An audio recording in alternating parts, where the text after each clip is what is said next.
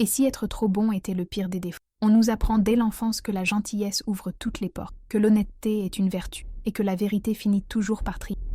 Mais la réalité est souvent bien plus crue. Dans L'Idiot, Dostoïevski nous oblige à regarder en face une vérité inconfortable. Dans un monde où la ruse et le calcul sont les règles du jeu, la pureté n'est pas une force, c'est une condamnation. Le prince Mishkin est bon, profondément bon. Il ne ment pas, ne manipule pas, ne cherche pas à dominer les autres. Mais au lieu d'être respecté, il est perçu comme un étranger, un inadapté. Il ne comprend pas, ou refuse d'accepter, cette vérité simple. La plupart des gens ne veulent pas de pureté. Ils préfèrent l'illusion à la transparence, la stratégie à l'authenticité. Mishkin, lui, dérange, car sa simple existence met en lumière ce que les autres essaient de cacher. Leur hypocrisie, leur jeu de pouvoir, leur petite trahison du quotidien.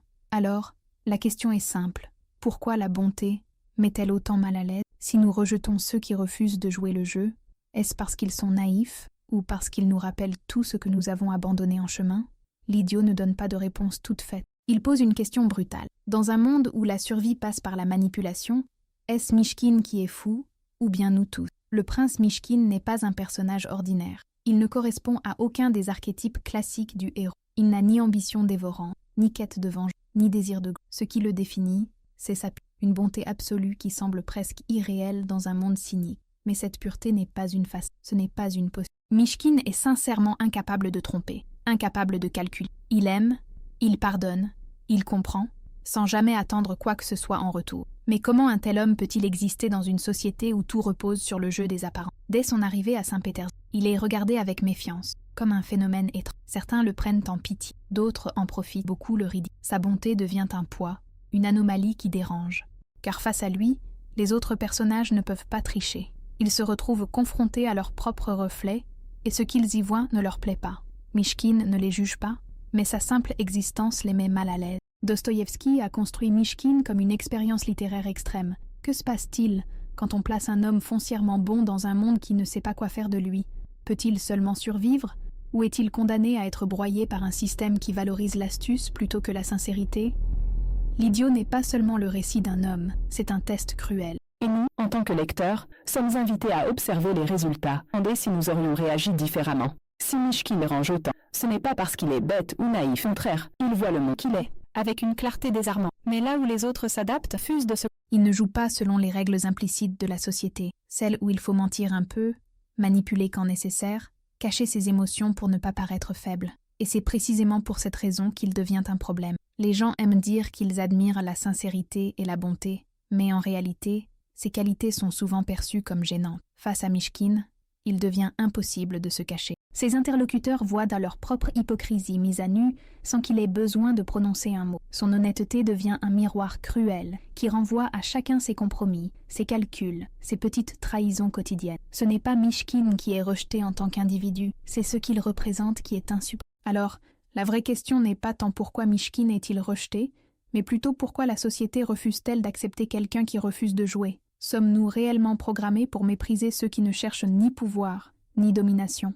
Ou est-ce simplement plus facile de rejeter ce qui nous rappelle tout ce que nous avons abandonné pour survivre? À travers Mishkin, Dostoïevski nous tend un piège. Et si nous étions, nous aussi, complices de cette exclusion? Il serait facile de croire que Mishkin est naïf, qu'il ne comprend pas le monde qui l'entoure. Mais ce serait une erreur. Il voit tout, il comprend tout, mais il choisit une autre voie. Il sait que la société est régie par des jeux de pouvoir, par des stratégies invisibles, où chacun cherche à tirer avantage de l'autre. Pourtant, il refuse d'y prendre part, non pas par ignorance, mais par conviction. Ce choix est ce qui rend son personnage si fascinant et si tragique.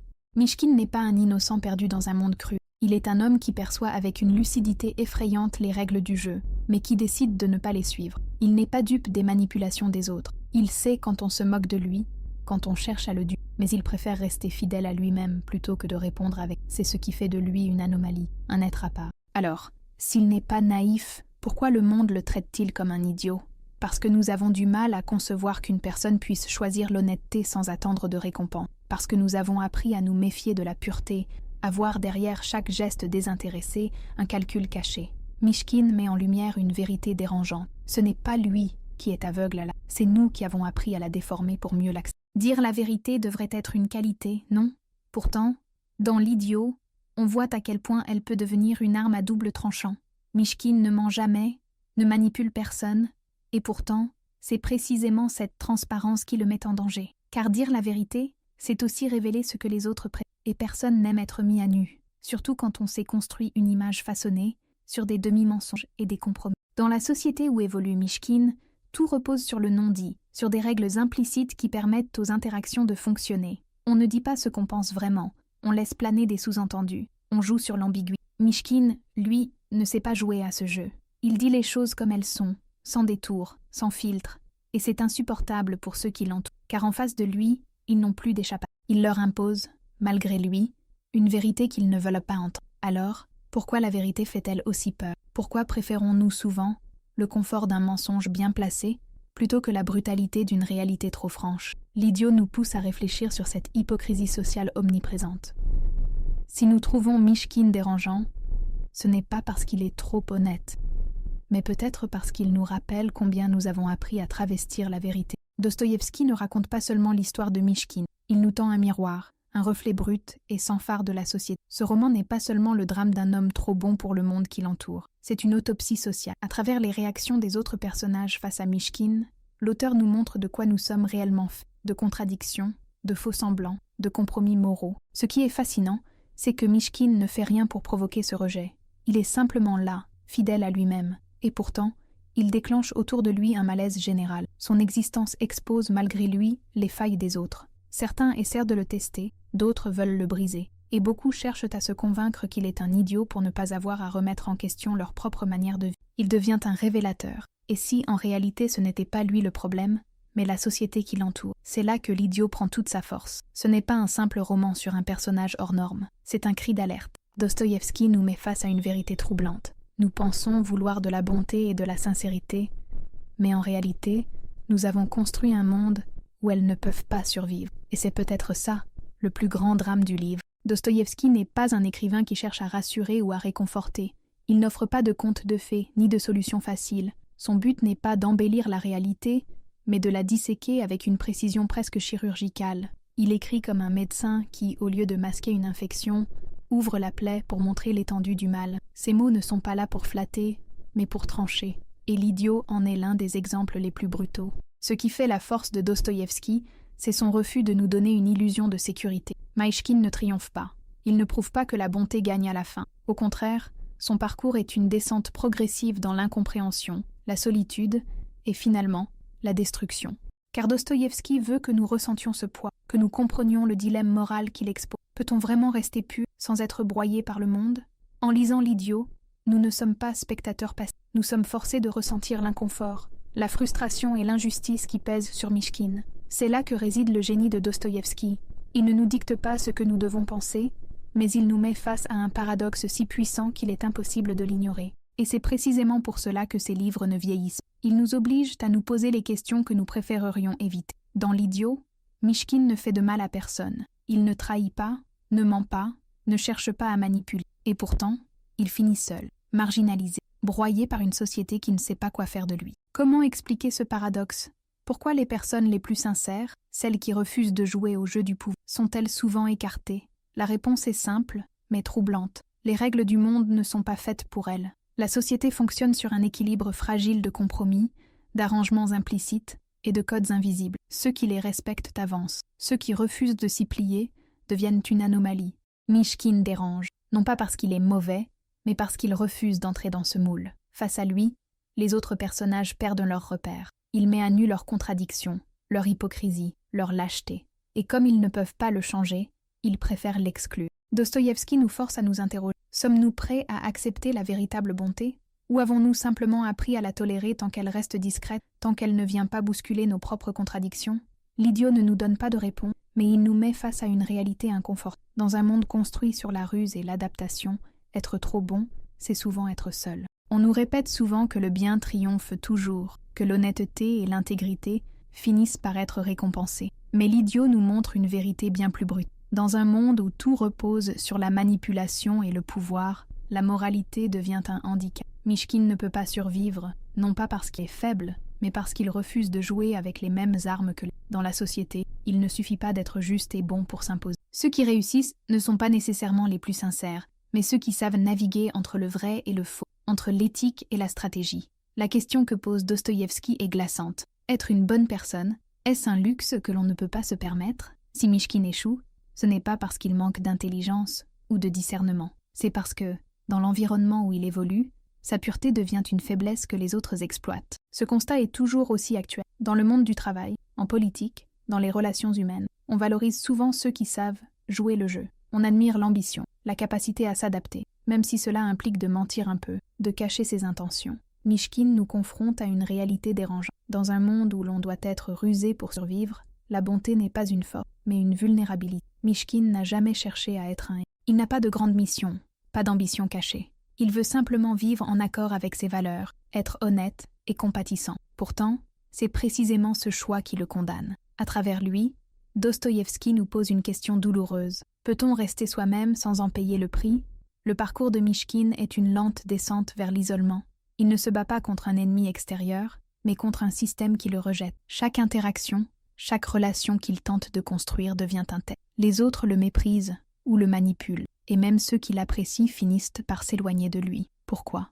Parce que son existence même leur rappelle un fait inconfortable. Il est possible de vivre autrement, sans calcul, sans stratégie. Mais qui est prêt à assumer un tel mode de vie? Alors, quelle est la vraie tragédie de Mishkin? Est-ce sa solitude, ou est-ce le fait qu'il prouve, malgré lui, que la société préfère rejeter ceux qui refusent de se corrompre? L'idiot est une mise en garde. Plus on choisit l'intégrité, plus le monde nous met à l'épreuve, et peu sont ceux qui en ressortent indemnes. Dostoïevski ne se contente pas de raconter une histoire, il mène une véritable expérience psychologique à travers ses personnages. Mishkin n'est pas seulement un homme bon, il est un test grandeur-nature. Que se passe-t-il lorsqu'un individu d'une honnêteté absolue est plongé dans un monde fondé sur le calcul et la manipulation? Les réactions des autres personnages sont fascinantes. Certains tentent de profiter de lui, pensant qu'il est trop naïf pour comprendre. D'autres le méprisent, incapables de concevoir qu'un homme puisse réellement être aussi pur. Et puis il y a ceux qui, face à lui, sentent monter une colère irrationnelle. Pourquoi?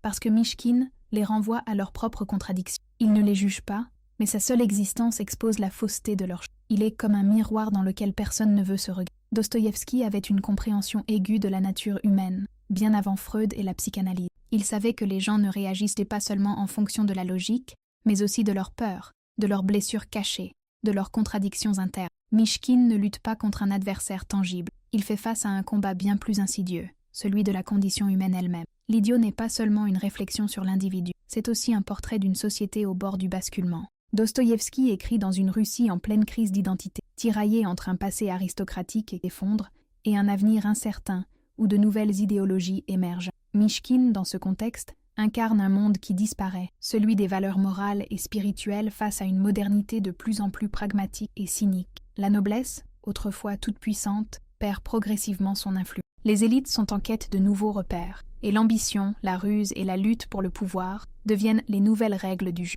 L'idéalisme chrétien que représente Mishkin apparaît alors comme un vestige du passé, une illusion incompatible avec la réalité qui se met en. Il est un homme qui appartient à un autre temps, un survivant d'un monde qui n'existe. Mais cette crise ne concerne pas seulement la Russie du 19e. Chaque époque traverse des moments de transition où les anciennes valeurs s'effondrent et où de nouvelles prennent le relais. En ce sens, l'idiot est toujours d'actualité. Nous vivons nous aussi une époque d'incertitude, où l'authenticité semble parfois étouffée par le pragmatisme et l'opportunisme. Et la question que pose Dostoïevski résonne encore aujourd'hui. Dans un monde en mutation, la bonté a-t-elle encore sa place? Ce que Dostoïevski décrit dans L'idiot n'est pas un phénomène isolé, propre à la Russie du 19e siècle. Ce rejet des individus trop sincères, trop honnêtes, trop différents, traverse toutes les époques et toutes les sociétés. Que ce soit dans les grandes révolutions, dans le monde du travail ou dans la vie quotidienne, ceux qui refusent d'entrer dans le jeu finissent toujours par Regardez l'histoire. Combien de penseurs, de philosophes, de figures politiques ou religieuses ont été marginalisés, emprisonnés, voire tués, parce qu'ils prônaient une vision trop pure du monde. Socrate a été condamné pour avoir questionné les fondements de la société athénienne. Jésus a été crucifié pour avoir prêché un message d'amour et de vérité dans un monde dominé par le pouvoir et la violence. Plus proche de nous, combien de lanceurs d'alerte, de militants ou d'idéologues ont été réduits au silence parce qu'ils refusèrent de mentir ou de se compromettre. Le rejet de Mishkin n'est pas seulement une tragédie individuelle, c'est un schéma qui se répète. La société prétend valoriser la vérité et la justice, mais elle se méfie toujours de ceux qui les incarnent trop radicalement. L'idiot est une mise en garde. Tant que nous préférerons la commodité du mensonge à la dureté de la vérité, ceux qui osent être authentiques seront toujours perçus comme des anomalies. Bien avant que Freud ne définisse les concepts de l'inconscient et des conflits internes, Dostoïevski explorait déjà les profondeurs de l'âme humaine. Il ne se contente pas de raconter des histoires, il dissèque la psyché de ses personnages avec une précision effrayante. L'idiot en est l'exemple parfait. Ce n'est pas un simple roman, c'est une plongée dans la complexité de la nature. Mishkin est un personnage fascinant parce qu'il est à la fois terriblement lucide et tragiquement vulnérable. Il comprend les motivations des autres, il voit leur hypocrisie, mais il refuse de répondre par la même monnaie. Pourquoi ? Parce qu'il est guidé par une force qui dépasse la logique pure, l'instinct du bien, la foi en l'humanité, une forme d'amour inconditionnel. Dostoïevski nous montre que les gens ne sont pas seulement rationnels, ils sont aussi gouvernés par leurs contradictions, leurs peurs, leurs désirs inavoués. C'est cette compréhension intuitive de la psychologie humaine qui rend l'idiot intemporel. Dostoïevski ne nous donne pas des personnages unidimensionnels, mais des êtres déchirés, complexes, profondément réels. Il anticipe ce que la psychanalyse démontrera plus tard. Nos actes ne sont pas dictés uniquement par la raison, mais par des forces invisibles, des blessures cachées, des désirs inconscients. Lire Dostoïevski, c'est comme entrer dans une séance d'analyse où chaque page nous confronte à notre propre humanité. Dès les premières pages de L'Idiot, une question plane sur le récit. Un homme comme Mishkin peut-il seulement survivre dans ce monde ? Dostoïevski ne nous donne aucun espoir illusoire. Il ne cherche pas à nous rassurer avec une fin heureuse où la bonté triompherait miraculeusement. Au contraire, il nous confronte à une vérité dérangeante. Dans une société fondée sur le calcul et l'apparence, la pureté n'a pas sa place. Mishkin ne perd pas parce qu'il est faible ou incompétent. Il ne se détruit pas par ses propres erreurs. Il est broyé par un monde qui ne tolère pas ceux qui refusent de jouer selon ses règles. Son destin n'est pas une simple malchance, mais la conséquence logique d'un système où être trop honnête, trop sincère, trop transparent fait de vous une cible. Plus il reste fidèle à lui-même, plus il devient insoutenable pour les autres. Il est l'incarnation vivante d'un idéal qui expose trop cruellement les compromis de chacun. La vraie tragédie de Mishkin, ce n'est pas seulement son isolement, mais le fait qu'il ne trouve aucun refuge, aucune place où il puisse être accepté tel qu'il est.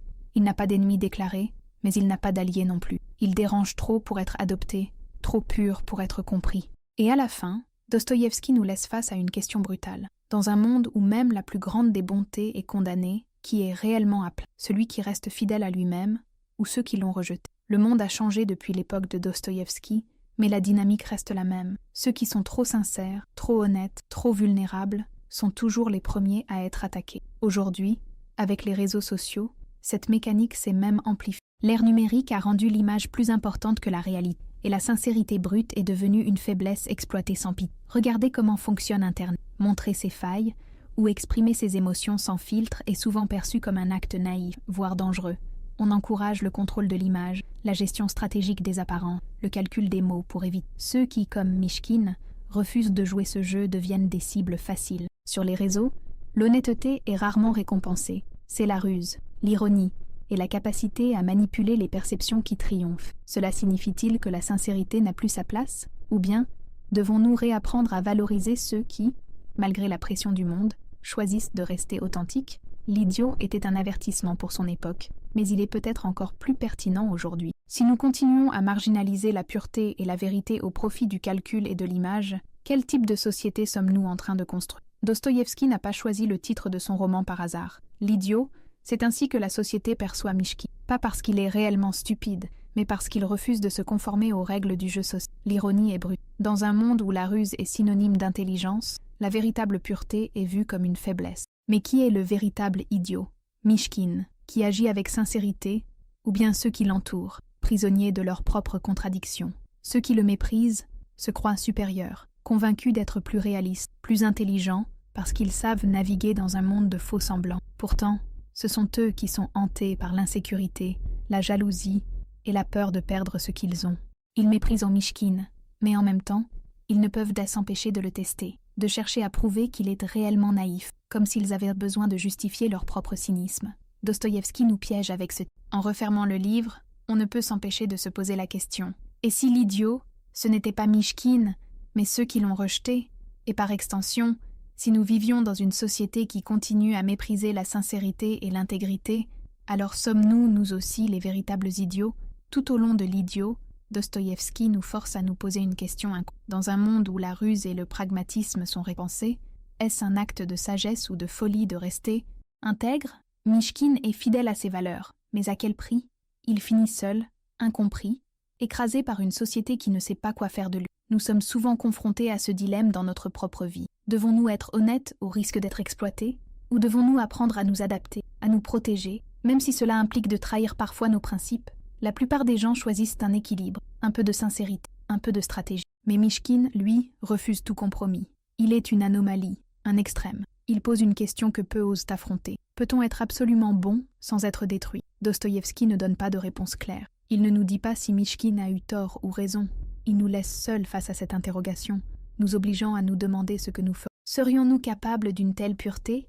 Ou préférerions-nous jouer le jeu, nous convaincre que l'intégrité a ses limites? L'idiot n'est pas une histoire qui donne des leçons. C'est une épreuve, une question ouverte à laquelle chacun doit répondre pour lui-même. En refermant l'idiot, une question demeure. Et nous, que ferions-nous à la place de Mishkin? Sommes-nous du côté de ceux qui l'admirent, mais gardent leur distance, de ceux qui le méprisent parce qu'ils ne supportent pas son honnêteté? Ou serions-nous capables de vivre comme lui, en restant fidèles à nos valeurs, quoi qu'il en coûte? Dostoïevski ne nous juge, mais il nous place devant un choix. La sincérité absolue est une force ou une faiblesse. Sommes-nous prêts à défendre nos principes, même si cela signifie être rejetés? Ou préférons-nous nous adapter pour éviter les conflits? Ces questions ne concernent pas seulement l'idiot. Elles s'appliquent à nos vies, à nos relations, à la manière dont nous choisissons de nous comporter au quotidien. Si cette réflexion vous a interpellé, pensez à laisser un like et à vous abonner à la chaîne. Cela m'aide énormément à continuer à vous proposer des analyses profondes et captivantes comme celle-ci. Alors, dites-moi en commentaire, Mishkin est-il un idiot? Ou le seul à voir la réalité telle qu'elle est? Alors, qu'est-ce que l'idiot nous apprend vraiment? Que la pureté est impossible? Que le monde est irrémédiablement corrompu? Ou que la sincérité absolue est une force que peu de gens sont capables d'assumer? Dostoïevski ne nous donne pas de réponse tranchée. Il nous laisse avec un sentiment de malaise, une vérité inconfortable que nous devons chacun interpréter. La plus grande ironie du roman, c'est que Mishkin ne cherche jamais à convaincre qui. Il n'essaie pas de changer le monde, il ne prêche pas un idéal, il se contente d'être lui-même. Mais c'est précisément cette attitude qui provoque des réactions extrêmes autour de lui. Car en présence d'un être totalement sincère, les masques tombent. Et cela, la société ne le pardonne pas. Finalement, L'idiot n'est pas seulement un livre sur Mishkin, c'est un livre sur nous, sur nos choix, sur ce que nous acceptons et sur ce que nous rejetons. Et la dernière question que Dostoïevski nous laisse est peut-être la plus brutale de toutes. Dans un monde qui glorifie la ruse et la manipulation, être bon est-il un acte de courage ou de pure folie?